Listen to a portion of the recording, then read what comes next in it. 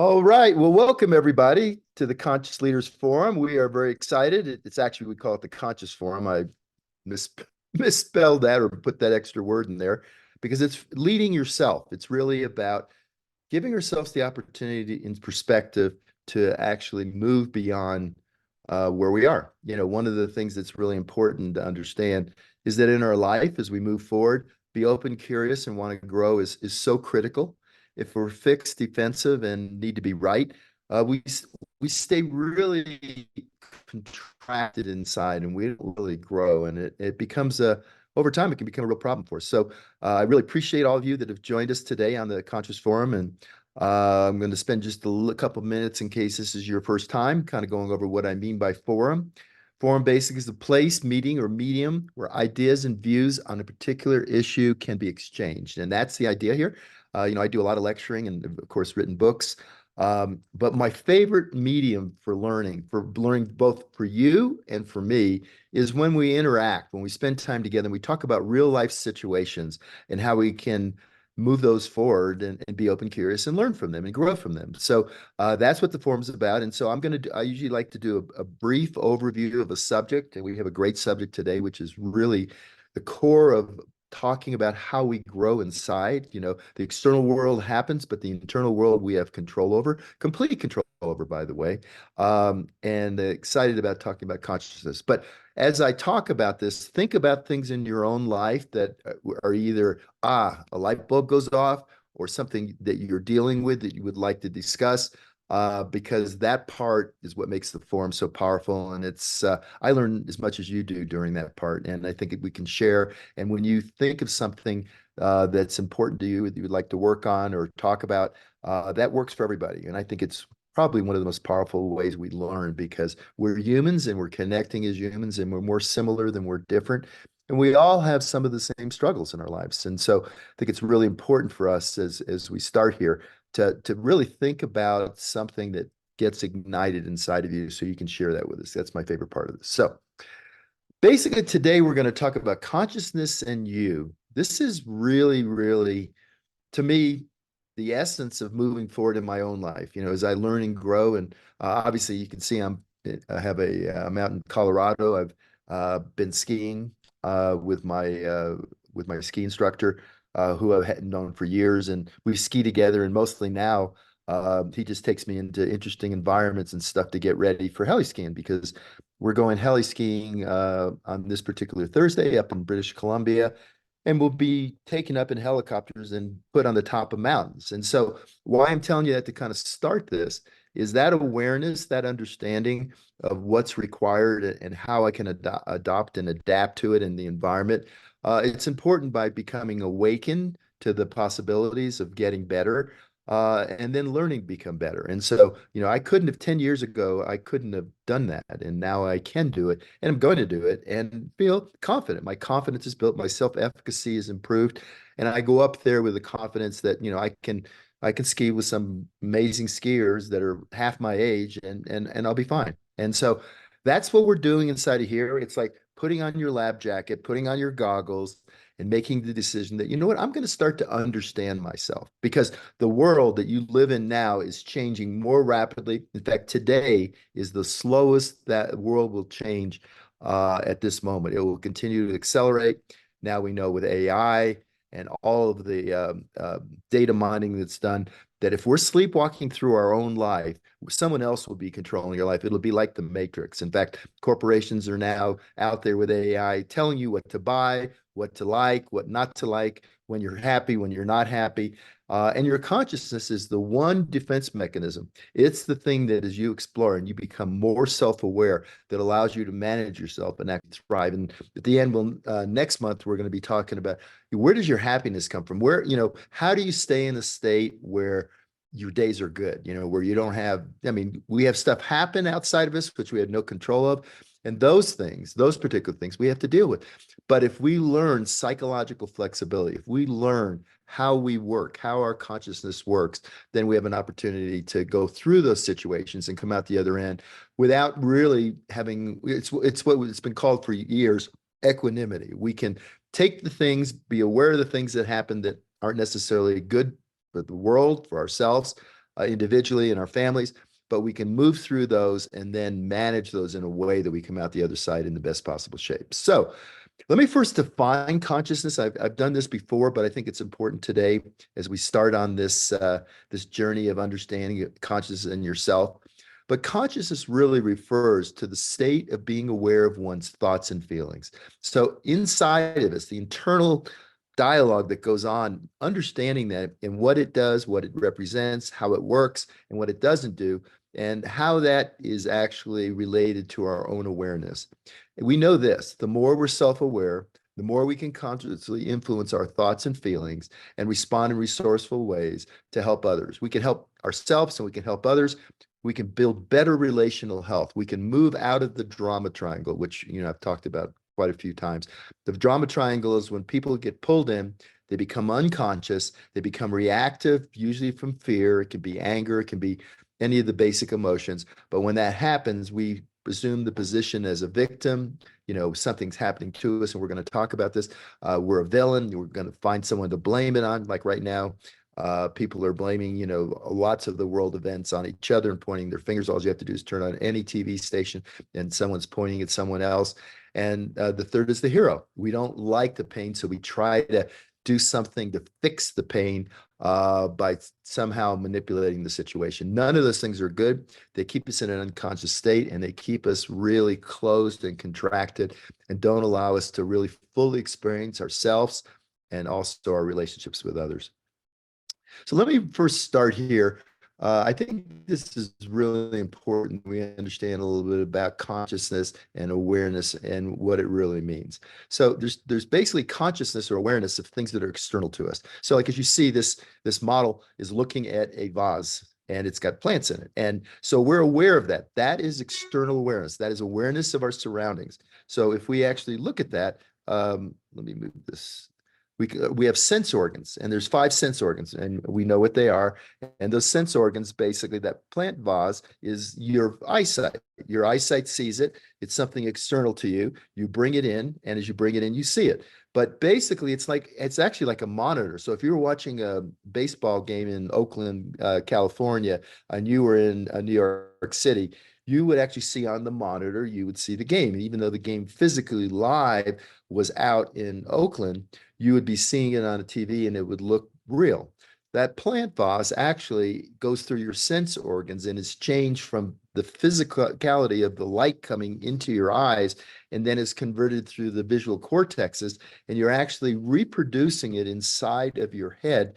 And so you're seeing it. So you're aware of that. So you're aware of that external circumstance. Same thing of a bird chirping. A bird chirping, basically, you're hearing it. It's coming in through your sensory organ of your ears, and you're hearing the sound, but you're not actually having the sound inside your head. You're having basically the bird chirping externally, but your body has the ability through these sense organs to bring that sound and internalize it and put it inside of you. Same thing with cookies baking. That's our smell, our olfactory, which again is very tangible. These are relative. I'm going through this because they're relatively easy to understand about awareness. Now, just to stop for a second, if you basically are busy contracted inside, which we're going to go next, you may not see something in the, in front of you. You may not hear what someone you're talking to is saying to you.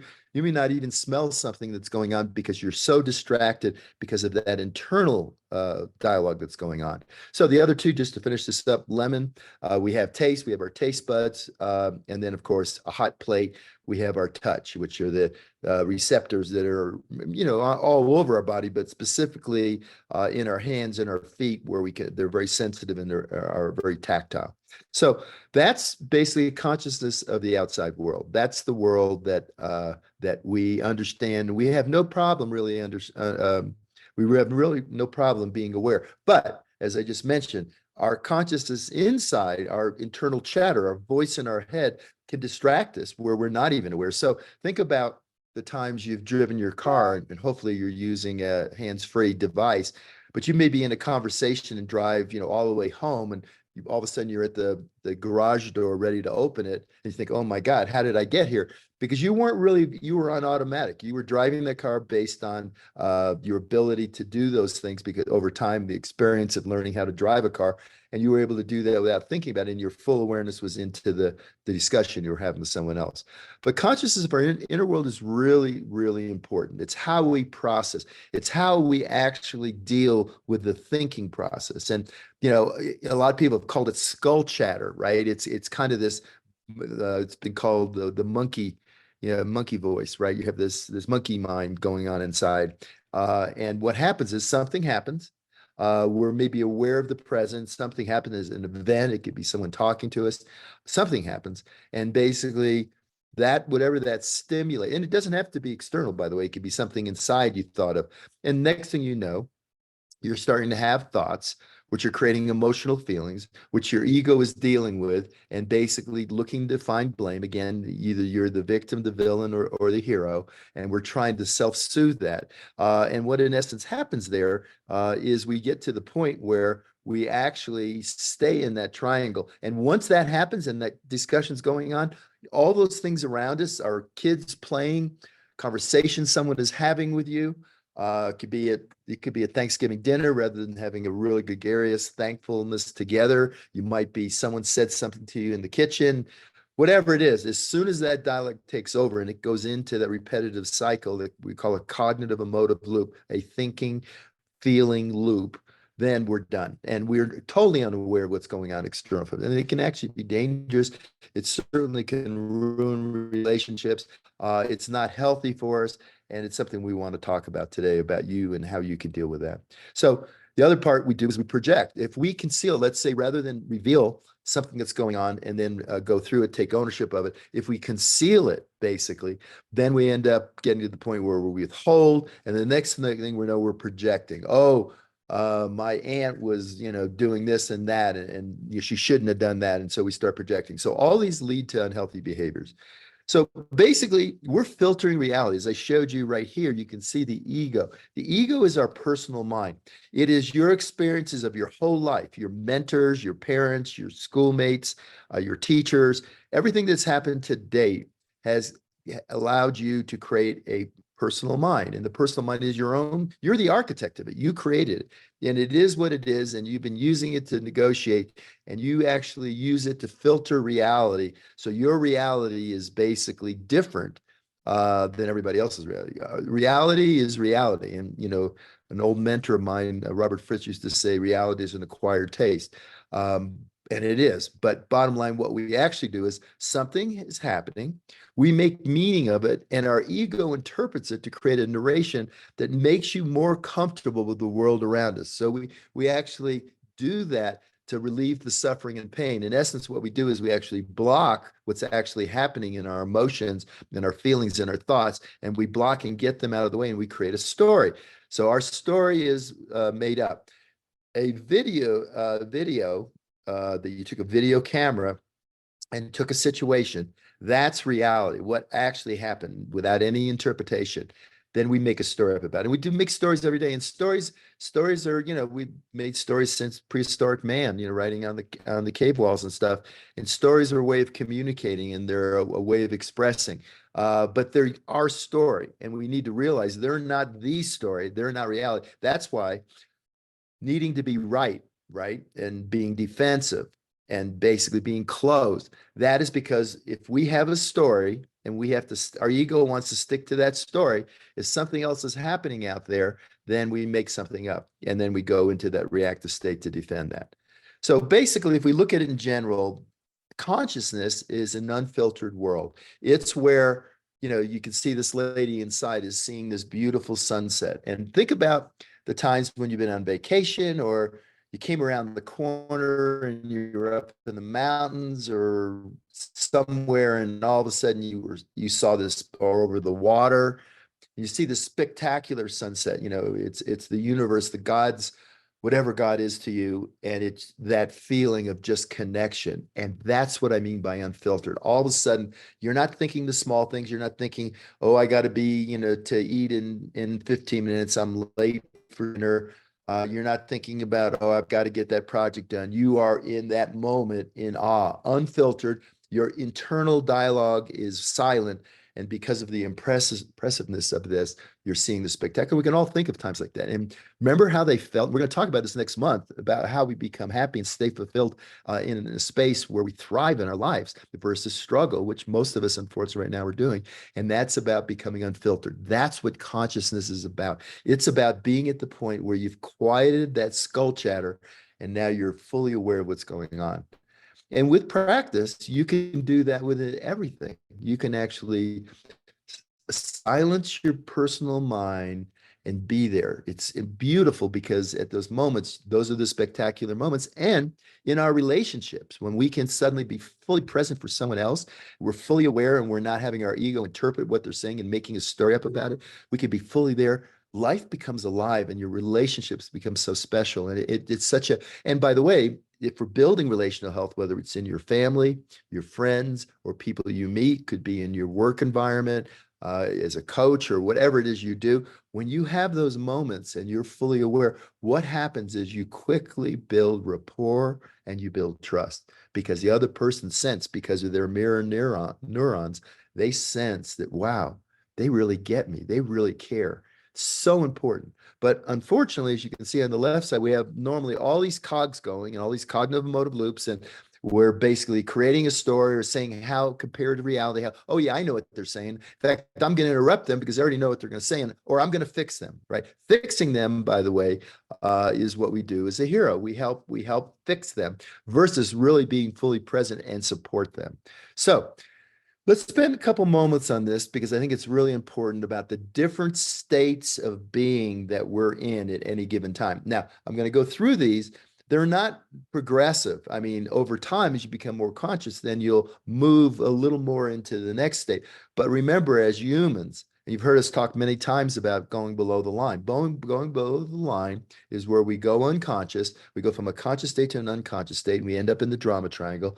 And it happens to all of us. I mean, I study this a lot, and it happens to me. It happened the other day with one of my daughters in a frustration. And now, but the difference is I caught it, responded to it, came beyond it, and did what's next, which we're going to show in a minute here. And as a result of that, didn't damage the relationship. And actually, the next day, apologized again. And actually, because my daughters have spent so much time, she actually tried to do it before I did. Her says, Dad, I'm sorry.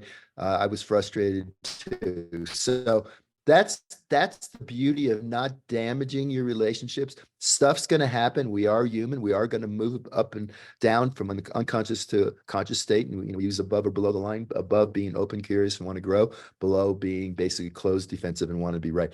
But if we're living our lives in an unconscious state, there's only one way to show up in the world. Your ego is so strong and so in charge. Your personal mind is telling you what things are and what things aren't, and that is not malleable.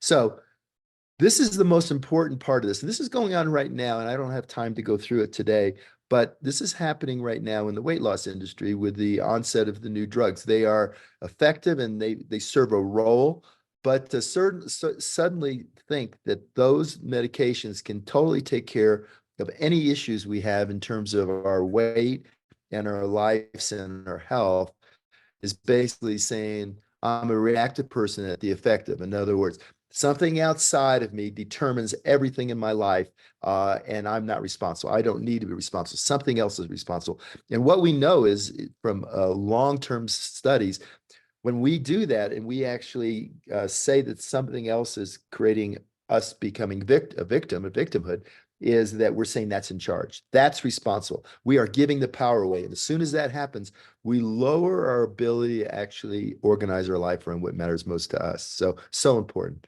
So that victim mindset, that's that thing, it's happening to me, but you get energized. See, there used to be the Jerry Springer show. I don't even know if it's on because I don't watch TV, but there were shows like that where you could see people would get really upset in reality shows and stuff, people really yelling at each other.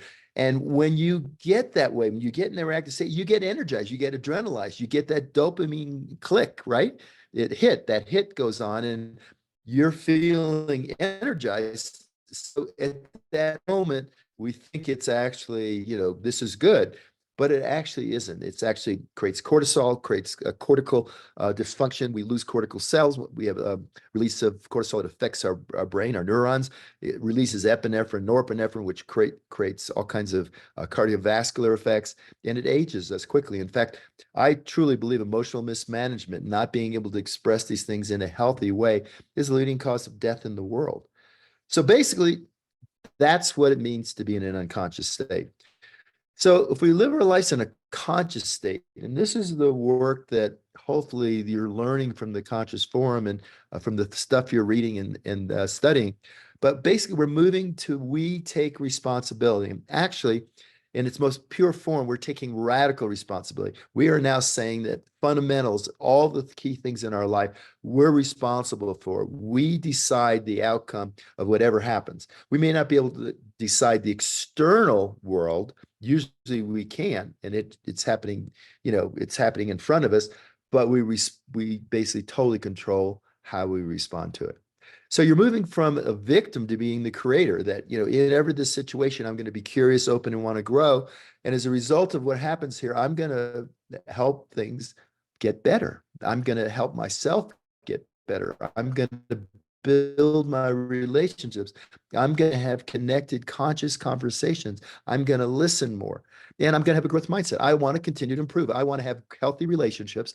I want to basically live in the world where I get to be the dominant force in my own life, and I'm not a victim to something or something else. So this is really by me. This is the first goal of moving from an unconscious to a conscious state and starting to master your consciousness and your awareness. So now you can't manage yourself. You can't manage yourself if you are unconscious, because you're not aware of what's going on. You're caught up in that reactive state, which stimulates the limbic area of your brain, the emotional area of your brain, and you're not able during that period to think correctly. I mean, there's a lot of people in death row because in the moment they were so outraged and out of control, and their limbic system was stimulated, and they were deep in the drama triangle, that they reacted and did something horrific that, an hour later they realized, oh my goodness, once that had worn off. So, I mean, that's an extreme example, but we do little micro, basically breaches of our integrity every single day. So the highest level is next to highest, but the one that really, I mean, I like to spend as much time as I can in now, and that's what this is about. I do this for you guys because I love to help people, and it helps me understand how to co-create in the world. But this is through me. This is where you start to see the possibilities that are bigger than yourself. In the going from to me to by me, you're really taking control and you're becoming the dominant force. This level is when you realize that, hey, you're not the center of the universe, right? You're actually part of something bigger and you want to contribute, not from a hero role of fixing, but by expressing and co-creating together. Usually there's a vision and purpose for something bigger. And that's kind of my goal, working with some of the top conscious leaders in the world, is to help the world be a better place and it starts with the individual. It starts with you now over time through the butterfly effect, improving our family health, improving our relational health, and basically realizing that we're all connected. They talk about climate change, and we're all affected because we're all on this rocket ship that's spinning around the sun called planet Earth. And if we're not careful, we could actually implode. So this is the same thing at your own level of you, why consciousness is so important. So how a conscious person thinks, if it's by me, you ask the questions. Something happens, someone comes to you and you ask, what happened? You want to know what the facts are. What's the videography? What is the actual film? What was missing in that? What was expected that didn't happen? And what's next? So instead of getting into the emotional area and getting in the drama triangle, we instead basically use the prefrontal cortex, this brilliant area, this abstract mind of ours that's so powerful to really analyze the situation, be conscious, and come out the other end without damage and moving forward in a collaborative, cooperative way. Unconsciously, unconscious person, basically it's happening to them. They want to know what's wrong. They want to know who's to blame. Someone's got to be to blame. It could be you. It could be me. And then how do I fix it? They want to problem solve. And problem solving, by the way, doesn't fix anything. It just simply gets rid of something we don't want. So basically, what must happen for us to transform, to really start working with our conscious, put on that lab coat, as I said, in the goggles? Basically, we have to know that we need to let go of the past as it sits. Now, in the present, basically, we need to be fully present and letting what is necessary to become your future self. So we want to be very present. And in our relationship with the past, now in the present, because we've grown, and if we're on this path, you need a telescope to look back and see where you were, right? Because you've changed so much. If you've made the decision to become consciousness, you've made the decision for every day to be open, curious, and want to grow. Both of those things are really important. And then we reconstruct the past in a way that serves us. But our goal is always to lead from the future you want. In other words, what are the things that are important to me? Because the world is so distracting. There's so many things going on. If we don't take control and command, then you're going to end up doing more of the past. And your present reality will become your default future, and you will not really change. You'll stay the same based on the past story, the past personal mind that has not grown. And so, I like to use the word moving from repetitive patterns, right, to where we are now upgrading ourselves. We're actually working daily, and it's called emergence. And I love that term because we're emerging. We are becoming, just because something happened 20 years ago with your parents or someone else or an event, doesn't mean that defines where you are now or where you're going in the future. And you have the opportunity to change that. So that's so critical. So in conclusion, so we open this up for some questions. There is no one giant step. You got to where you are today based on how old you are and how many experiences you've had. And most of us, have not had much practice in even knowing what self-awareness is, what presence is, and what being unfiltered and being in the moment really is. But it's a practice. And you start with the low-hanging fruit. You don't address the huge traumatic things of your past first. You start with the little things. You start with, I always use the example of, because I live on a A1A in Florida, and it's 35 miles an hour in the area where I live with a 2-lane road. And the bottom line is you always have some old person that, probably needs to go slow because they probably shouldn't have a license anymore. Happens all the time. But they're going slower than the speed limit, and you're behind them and you can't pass because it's a double yellow line. And what do? Do you become frustrated? Do you start, get drifting down, being upset, getting to the drama triangle? Or do you use that period and actually say, you know what, I'm going to shift back up to being conscious. I'm going to use this time for something creative. I'm either going to listen to something on the media. I'm going to think about something important of where I'm going and what I'm going to do there and rehearsing it. But you actually turn it into something positive. Those little periods, those little events that happen are a great training ground for us to work. Same thing with our kids. So if you think about it, I've talked about this a lot. And by the way, you can go to drwayneanderson.com, and all of these videos are there for you and things you can start practicing. We're filling that with more things to help you on your journey and more resources for you as well. But to realize that you are not your thoughts, you're not your emotions, and you certainly aren't the physical world outside. So when we use the analogy of the vase, that we understand that that's not me, right? The vase is not me, it's outside of me. We understand that. But our emotions are also not us. They are simply a response mechanism that your body uses. At one time, 10,000 years ago, was used to prevent you from getting in danger, to react quick. Your emotions are energy. They're kinetic energy that are moved through your body, but they're not you. So you're not your emotions, and your thoughts are a little closer. And sometimes it's hard to define that, but your thoughts also aren't you. So you can practice that. So I like to show this because this is moving from, looking for someone to blame, to gossip, to not take responsibility in a situation, to not the need to be right. Like kids, when kids are young, they were in wonder. They have curiosity. They wonder, and wonder questions are really about, I wonder what this is about. You don't need an answer. If 2 + 2 = 4, we wouldn't argue about that. We wouldn't need to be right because that's pretty obvious. but we might argue about something because our ego says, no, this is the story, this is reality, and what you're saying isn't correct. And you may argue that to death, even to the point where we ruin friendships or really hurt our relationships with the people we love. So getting back to changing our perspective, to be aware in the present and to wonder what's going on and wonder how this works. And, I've done that because I'm skiing right now. It's on my mind. I wonder how, that works. And so I spend time with my ski instructor and great discussions. And so that when I get in these situations, rather than, no, I'm right, I know I'm doing that. No, in this situation, I could have done better. And I wonder, how can I have fun and really enjoy that? So bottom line is the goal of this really is shown in this slide. We want to build to really have a life where you're thriving, we're having great relationships, where every day is a joy, even though things happen. Listen, it's not Pollyanna. I'm not saying there's not things that happen in our lives. Life is intrinsically unstable, but how we respond to them, that internal stability, to be able to have psychological flexibility. And then that helps us create external equilibrium. What I mean by that is in our relationships. When we're upset about something, we don't then take it out and project it on someone else. We're able to stabilize internally, take care of ourselves, have that psychological, emotional agility, and do the same, so that when someone comes to you and they're really upset, rather than, going into the drama, who's to blame, what happened, let's solve this problem. Instead, you're like, what happened?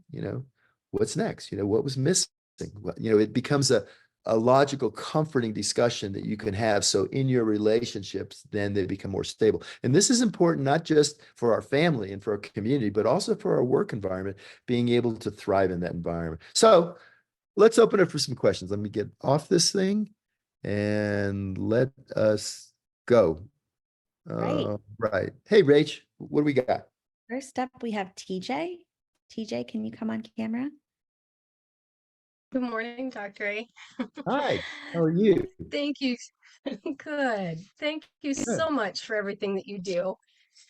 And I think that exactly what you taught this morning is going to apply, but I just don't know how to put it specifically on this question. So I'm wondering if you could coach me or guide me through something that has been a lifelong struggle for me. Sure. Wow, it's going to make me emotional. No, that's good. So That's I've good. been No, I just want to, and I'm not interrupting you. I want you to go with it. I just want to say this though. See, if you're getting emotional, now we're starting to get real. We're starting to become aware. We're starting to feel it and you're sensing, and it's bubble up inside. We're not repressing it. So bottom line, just so you know, the old saying is there are no stupid questions, only stupid answers. So just go for it. It doesn't matter, but let's work on it. I love it. So I've been healthy for 9 years and I have evidence that I am a size small. I mean, I can go to any rack and I can pick a size small, but I still, even when I say that, but I can't go to the juniors and grab a small, or I make these funny little excuses. So I cannot get beyond my body image issues. This is something I've had forever. And my husband's great. He'll take pictures of me because I can see, oh, I am small. He takes different angles and he's always sending them to me because he knows I have this issue. If I look in the mirror, I don't see myself as small. If I talk to myself in my head, I don't think of myself as small, but I don't know how to apply this. And I've grown so much through the years from everything that you've taught.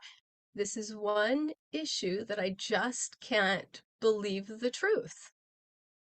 Okay. So great question.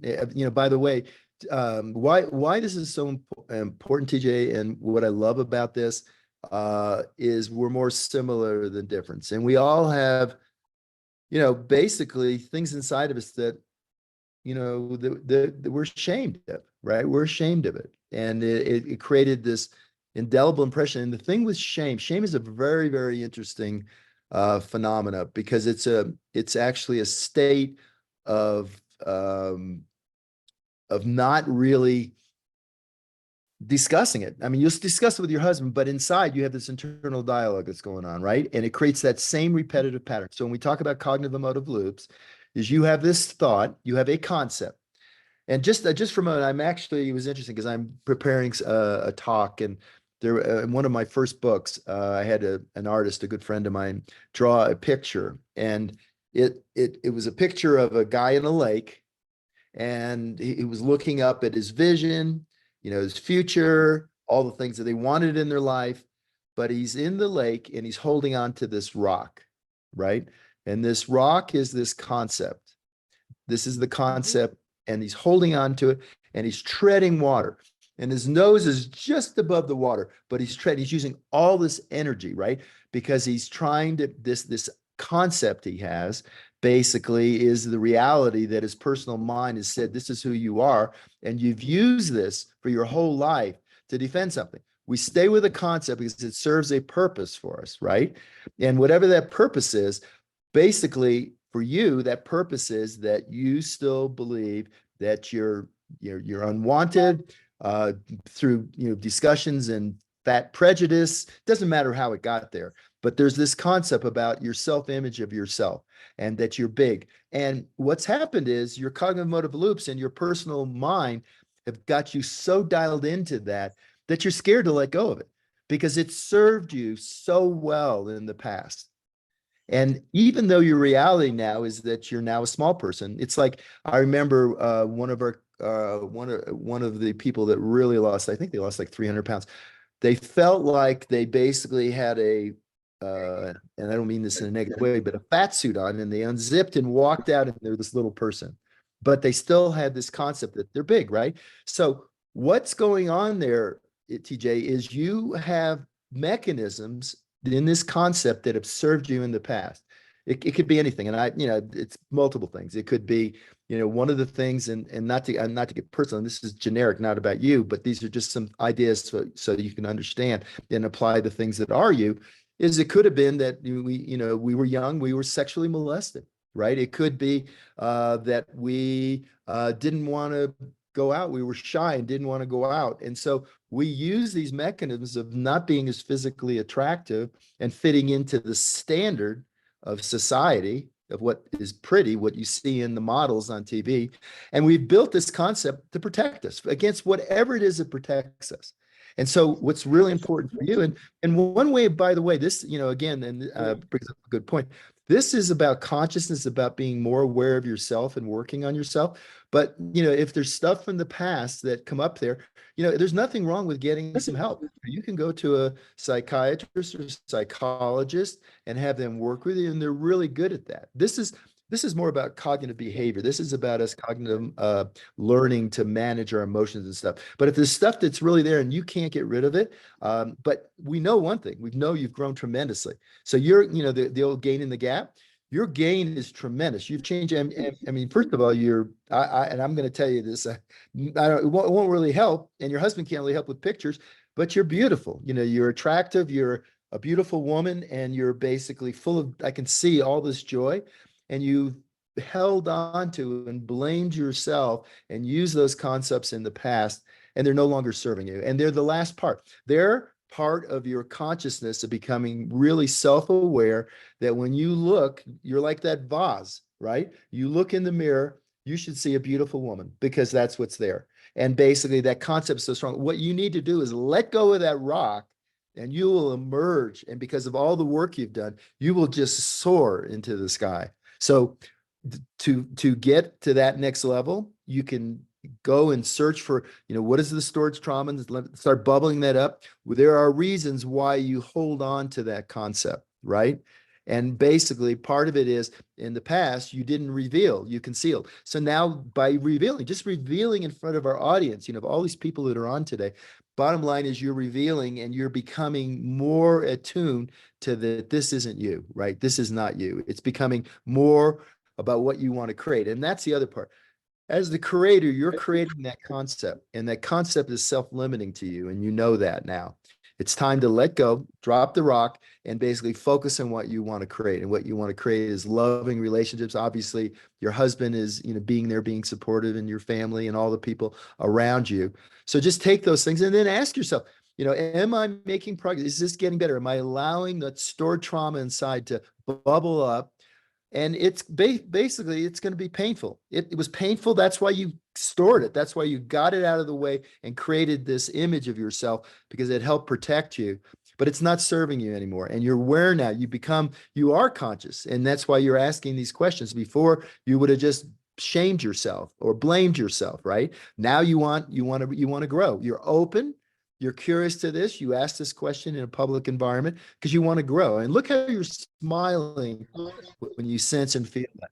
So with that, basically work on it and see how it goes and continue. Again, remember I said it's baby steps.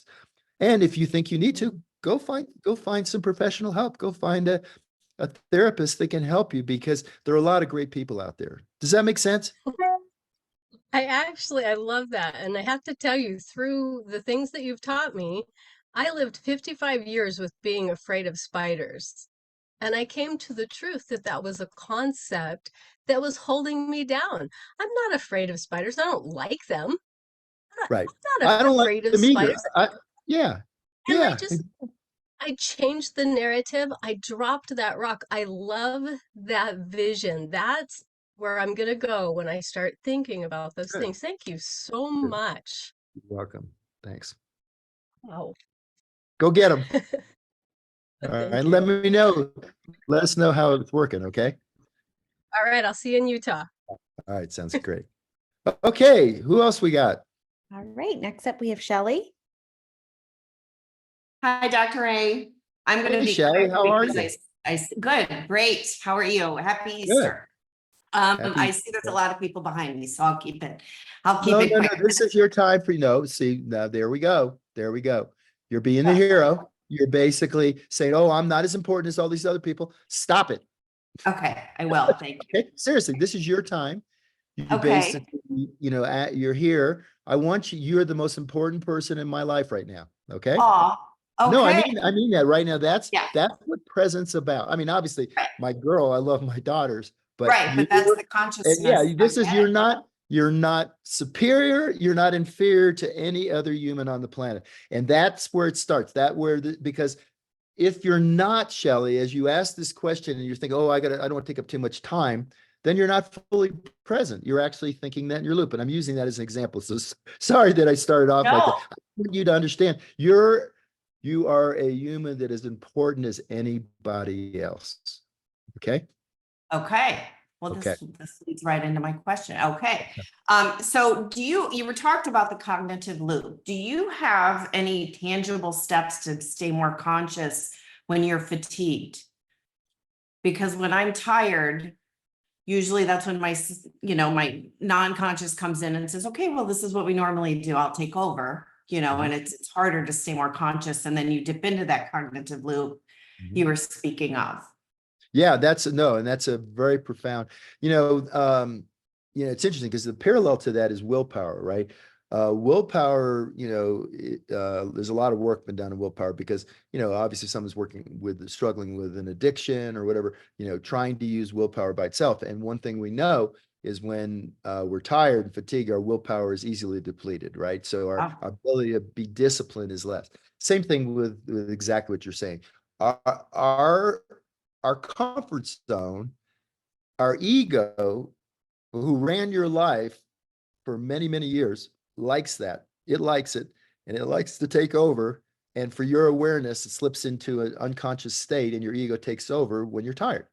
So you need to understand and know that. By the way, that's why, in the Habits of Health, I spend a bunch of time talking about healthy sleep. Sleep is so critical. In fact, if I would have to say in my life to be able to go heli skiing in a couple days in the mountains up in British Columbia, that I'm physically able to do that and mentally able to do that, because one thing I make sure, sleep is not a luxury for me, other than rarely now because I have control of dominant force in my life.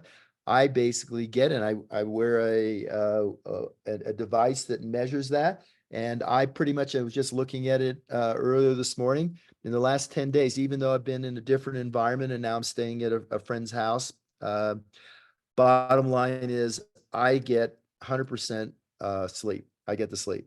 So it allows me to stay in that zone where I can stay aware. When you lose that, you're a human being. And when we get tired, we just like, great example of that, look at kids, right? They're great, but when they get sleepy, they get cranky, they're done. That's why if you're reading, to your kid or your grandkid, or your kid, they're reading to you and they're doing great, and all of a sudden they make a mistake, and as they're sitting there on the bed, as soon as basically they make that mistake, you should stop, give them a hug, a kiss, and say good night, because then they're going to get more frustrated, and then they get really irritable, and then it all goes south, and there's no helping it. We're just simply an older version of that, and without sleep, we're not at our best, and our old patterns take over. That's why, why do people go to the coffee shops that sell the donuts every morning? Because they get because they didn't sleep well. They need to get caffeinated and need to get a high glucose level to get their serotonin, get themselves stimulated to be able to go to work because they didn't sleep well. So anyway, that's the first part. So what specifically would you like to work on? Well, I mean, I'll give you an example. Sleep is really my primary focus right now for 2024, but there are some unavoidable things. I mean, for example, over the weekend, our entire family, went out of town for Easter, and a hip replacement was thrown in and so I was at a hospital, exhausted, fatigue, obviously. Nothing that I really had a lot of control over technically, right? So I know I'm tired today. So what I'm doing is just sort of very intricately planning the day and really shutting down this evening earlier than I normally would. But if I'm in the moment and I start, sometimes around 4 o'clock, I start to feel a little fatigued, and then my subconscious, kicks in. Do you have any steps to kind of combat that before? Yeah. Sure. Yeah, we could. And by the way, what I hear already from you is that you are aware. You're aware that you're fatigued. So that's the first thing, is because a lot of people don't even realize they're aware of it. They're just going through their day, and, like I said, they've caffeinated or done something to help them, but they're not even aware, and they just allow themselves to have those reactive moments. So if you think about conception, my dear friend, Jim Defner, created the drift shift move. And are you aware of that? Have you heard of that? I Well, it doesn't don't. matter. I'll go over it. So for everybody in the, so we're present, and we're present for about 4 seconds. And what happens is something, remember I showed the slide, an event happens or people or something happens, and you start to shift. And what happens is, because it's a cognitive emotive loop, that thought coming in or that event that happens, it causes us to drift. And so we drift down, where we then look for something. And if we don't catch that, then we go into the drama triangle. And next thing you know, you're upset with somebody, you're yelling at somebody, you've done something you didn't want, you grabbed a bag of M&Ms. It doesn't matter what it is, but your body has multiple different ways of responding to comfort itself once that happens.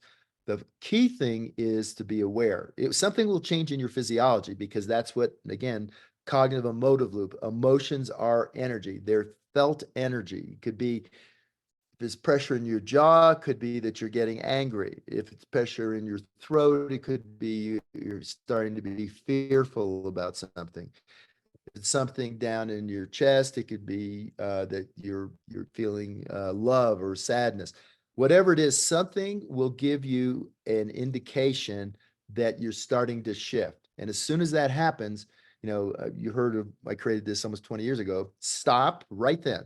Challenge, why am I sensing this? And then choose an outcome. So I love what you said about, you decided, okay, I know I'm tired today. So if the big picture, I am going to go to sleep early tonight, and I'm not going to let anything, you're going to do a full body yes.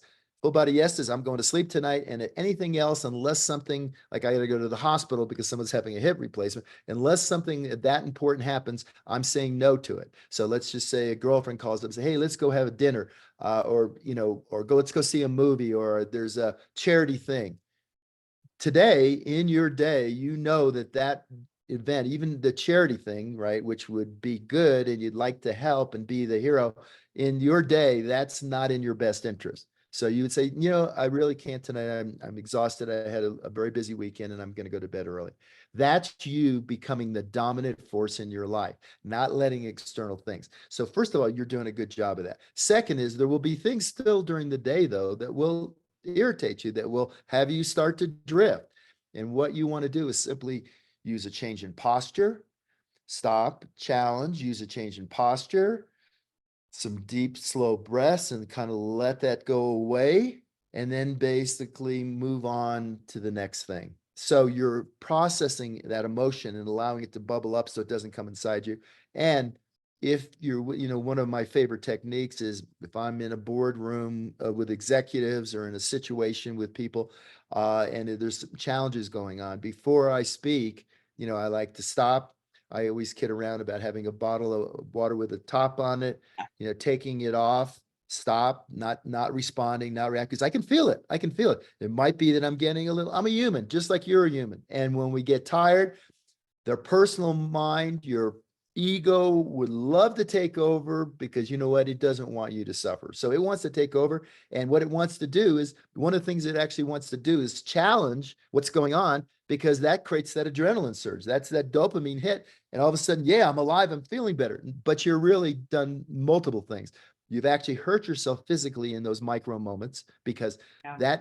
that design, that emotions were initially designed to protect you. The limbic area in your brain was designed so that when you were going down a path and a rattlesnake was there, before you even noticed it here up in your human brain, you actually had responded and jumped out of the way in your emotional brain. It powered you to protect you.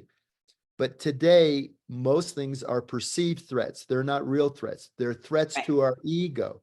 And what we do is we get caught up in that. And you don't want that. You want to avoid that. And especially when you recognize, when you're aware that you're fatigued, you want to make sure that in your surroundings, you minimize the necessity to interact. So you wouldn't have a complex discussion or negotiation. You wouldn't have a complex discussion with a family member about something that was going on. You would save those to the times when you're replenished. So that mechanism, stop, challenge, and choose, and then use it, first of all, to sense as soon as you feel something, that the icky sauce happening, because that's what it is, right? Somewhere inside it, it's telling you, you want to stop and challenge what's going on, and then choose an outcome that moves you. And then what you're going to start to do is that will build. Those are micro habits. Those are you taking something that previously would have irritated, like driving in the car. And I smile to myself because I talk about it all the time. I still deal with it. I'm not there right now, but when I'm there and I need to go somewhere, pretty much inevitably, there's going to be someone in front of me where I can't drive my car at the speed limit or a little over the speed limit, because we're all, a little bit of rebels, right? Does that make sense? It does. I used to joke, I mean, I've gotten a lot better at stop, challenge, choose. But when I first started, it was choose, challenge, stop, for me. But when you're fatigued, I find it harder for me to stop. Yeah. So do you have any maybe steps of how to actually stop? Is it the breathing? I think. Yeah. No, you've got awareness. It's, remember what we're talking about. We're talking about conscious today. And it's exactly what we're talking Yeah. about. It's Yeah. you not, see, you have your conscious, subconscious. The majority of stuff going on is under the waterline. It's in your subconscious. Yeah. And that, by the way, goes all the way back for your whole life. So there might be a stimulus that's back there that used to irritate the hell out of you, right? And all of a sudden it on this day when you're tired, it comes up, right? It could be a call from a distant family member that's calling for money, or, I'm just making that up, but something. Nope, I already had that. Okay. All right. So, and that if you already know that you put it's almost like, think of it this way. Think of it as being at the beach, and there's a set of flags depending on what the weather is, right? The green flag, I don't know what the colors are, but the green flag means it's calm, there's no current, all the way up to black, double black, which is a hurricane. Obviously, you're not going to the beach, but in between, there's a bunch of things: undercurrent, riptide, stay out of the water. Boom. Hey, when you know you're tired, first of all, awareness that you're tired and fatigued, you put the flag up. The Yeah. flag is you're not at your best. You're functioning at more of not a leadership, not leading yourself, but more at a human primordial level. You're at a level where you're ready to have a fight with somebody. You're just irritated, and your ego sitting there on the sidelines. Put me in, Ready to coach. go. Man, Yep. it wants it. It's ready to go, right? Your awareness of that, first of all, one of the 6 macro habits is your surroundings. Minimize the surroundings that are going to put you in an irritated state. All right. That's the first thing.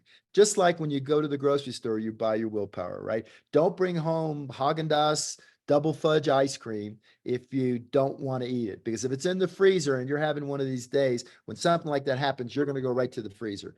The same Yeah. thing, how you control your behavior. You have control over your behavior. Your behavior doesn't control you.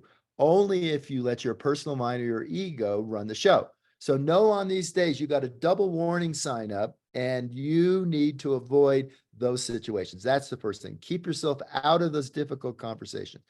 If you're in something that is difficult or happens because you don't have any control over it, first of all, sense how you're handling it. Am I my rational brain going through this? Am I feeling calm, collected? Am I not contracted? Am I expansive? And if that's happening, great, keep going with it. But if I start to feel, you'll feel that contraction. It's not fully alive. It's a contracted state that's happening. And you're already tired. So you're already not in your most open state, your most joyful state. You're not in the state where you want to skip around your living room and say, oh, everything's beautiful. You already Yeah. know. So, and when you sense any of those changes in your body happening, before you even start analyzing, move yourself into this stop state. Don't proceed, because if you proceed, you're going to move right into the drama triangle. Okay. Do you So think that the breathing will help put me in a state? yeah, and no. Yeah. No, the stop state is your awareness. Okay, let's get that Right. the awareness. The challenge choose state is the breathing. So as soon as you start drifting, when you drift, a great shift move is breathing. It's probably the best. Yeah. So as soon as you start to drift, some deep centering breaths, like, 4 seconds in, 4 seconds out. And as you breathe out, kind of feel whatever it is, if it's in your jaw, if it's in your throat. Where do you feel fatigue? I mean, you feel tired, but like anxiety, you feel in your stomach, for example. Yeah, you feel it. You just feel a sense that you're not acute. You're not Right. acutely aware. So that's part of the issue.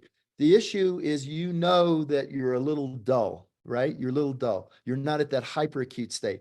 So since you're a little dull, know that you need to be aware that your warning flag's out.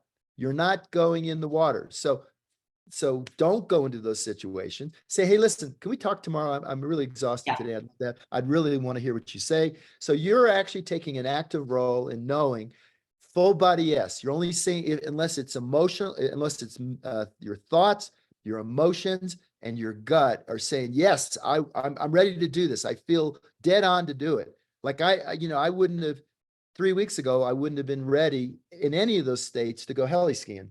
It's scary. You jump out of it, they drop you out of a helicopter. So you got to be full body yes, right? And I'm now full body yes. I'm ready to go. I wasn't 3 weeks ago.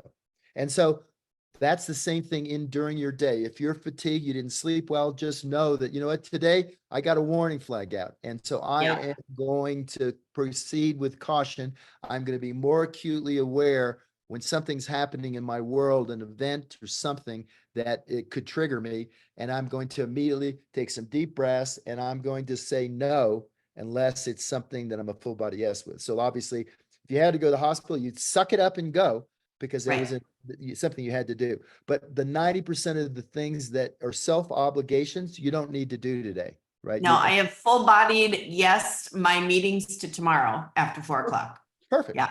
That's perfect. So hopefully that's Thank you, helpful. Dr. A. You're welcome. You're so welcome. Okay, we have time for one more question, All Rach. right. We have Jeff. Jeff, can you come on camera? There you are. Hey, Jeff. Hey, boss.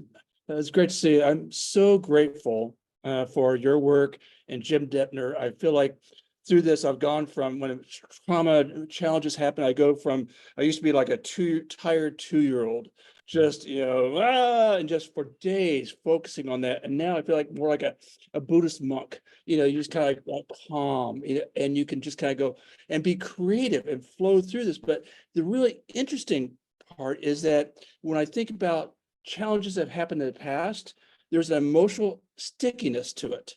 I cannot let go of the emotions associated with that event. And but the great part is with this, you kind of instead going, beat myself up about why can't you do? It's more like I'm curious. It's like, why can't I let go of this? So you have any suggestions about how to process and reframe those situations? I love that. Yeah, I really love what you're saying, and it's so true. Along with the stored trauma are things that have happened that we at that moment didn't have the capacity to deal with, right? We struggled, something we didn't want to address, so we pushed it down inside. So that stored trauma is associated with feelings. There's no question about it. You've identified that. And so the work you're doing and what you've seen already has allowed you to help with the stuff that's, think of it this way. So you've got a series of things that you push down inside that you've kind of repressed, right? And you've now, because you become a student of this and you're working on consciousness, some of those things that are more they're flexible, they're not as concrete inside of you. You've been able to deal with those and they've come up, you've resolved them, and now one of the things you'll start to do, I'm sure you do, with some of those things that used to bug you, you laugh when you start to sense that, because it's no longer important, and you're saying, you know what, ego, stay out of the way. It's an easy thing. But there are things that are deep stored, huge things that have tremendous emotional overlay with them that are inside of you. And so it's kind of like these big boulders that are in there. And now what's happening is you're starting to take the pick and the axe, the hammer, and you're picking at them and they're coming, but you can sense they have a lot of emotion with them, a lot of stuff that's stored. And so what you've done now is you've at the point now in your life with the stuff, you're fully feeling your emotions in the moment. So you're fully in the present. But the ones that are deep down inside of you that you haven't had an opportunity are now starting to bubble up. And so as they bubble up, you're doing exactly the right thing. If you're defensive, if you repress them, if you need to be right and keep those things, then they stay the same. And it doesn't matter. You can change your external world. You can, get a new house, you're still going to have the same stored trauma. So in these cases, it's you're dead on the way you're approaching it.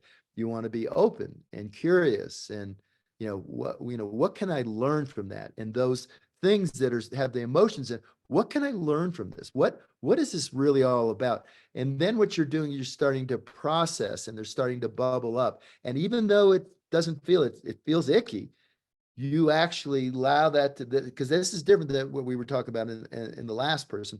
We were talking about there in a situation as it's happening. This is stuff that happened in the past. And the more you can release that stored trauma, what happens is it's blocking energy. It's not allowing us to be fully alive. And, one of the things, I was at a retreat with Jim and 20 other conscious leaders. And that's one of the things about, if you're willing to play the game, and the game is the game of being fully alive, then you can thrive in your life. And what happens is now, you don't go down and friggin' look for them. It's not like, oh, I got to go down and fix those. No, that's not the idea. They're there. And as you're kind of taking all these superficial things that used to keep you busy all day and get you energetic, and the adrenaline thrown, that stuff, like you said, you're like a Buddhist in that you're calm here. Oh, those things are there. And your ego is saying, wait a minute, you're messing with me. You're not letting me do my job, right? And now you're doing that. I got some good stuff, some deep stuff down inside, and I'm gonna start bringing that up to mess with you, to get you back so I'm in control. Does that make sense? But now you're addressing it as a scientist. You're addressing it as, I'm open, I'm curious, I want to grow from this. And those things will start bubbling up in those bigger pieces. And like I was talking with the lady earlier, in that case, you may be able to manage it, or you may not be able to. You may need help. And I'm not a psychotherapist. This is not psychotherapy. This is simply consciousness of how to manage yourself. And if it's something that's really deep, it could be, because post-traumatic stress is real. I mean, these are areas where, within our hippocampus and our memory, there is stored trauma that's connected to emotions that we repress on purpose because it's too painful to let it happen. So depending on what it is, some of it is smaller, and because you're now taking command, you're able to manage it. But if it's not, if it really isn't, bottom line is go get some help. So either way, because remember, the stigmata of saying, oh, I got something wrong with you, that's your ego saying, no, you don't have anything wrong with you. we all have stuff. We all, our parents were doing the best they could do with what they knew at that time, right? Our life is an expression of collective experiences, and we always have the opportunity to remove some of those things that basically keep us from being fully capable to be fully in that moment, because there's things that are painful. So I think that Jeff really takes it into perspective. If you can manage it and bring it up and you can work with it, great. And it sounds like you're well on your way. If you need help in some of those areas, get some help. There's nothing, because now you're in a state where you're not trying to defend. Your ego isn't in charge anymore. You're at a point where you're getting the two things you hear me say and been saying for 20 years is become the dominant force in your life, become your authentic self, build that wholeness with yourself, and the things that are down from before, bring them up and allow them to effervesce, because they'll unblock, and suddenly you'll feel just a flow of energy. When we're not in integrity with ourselves, we're not energetically whole, we become contracted. And nothing in the outside world, temporarily, it can help you buying a new car or something.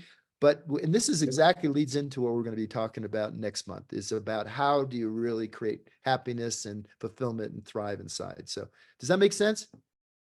Yes, and I think that it's just the wonderful part. It gives you power back, and being open and curious and putting labels to it. It's like, I wonder why this is happening. I wonder, and just that there's so much more emotional energy to handle things going on, and it calms the people around you as you do it, because then you are almost leading by being calm. And Yeah, then if you're showing internal stability, external equilibrium, right? That's a perfect example of what you're creating, and your life becomes a joy.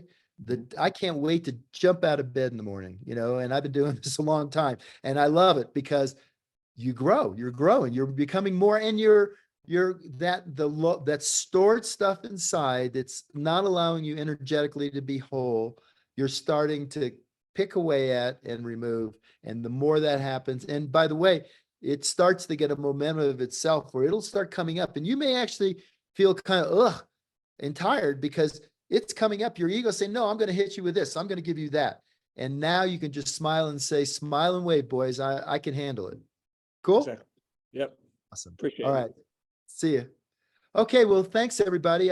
Chris is going to bring on for next month a slide that kind of talks about it.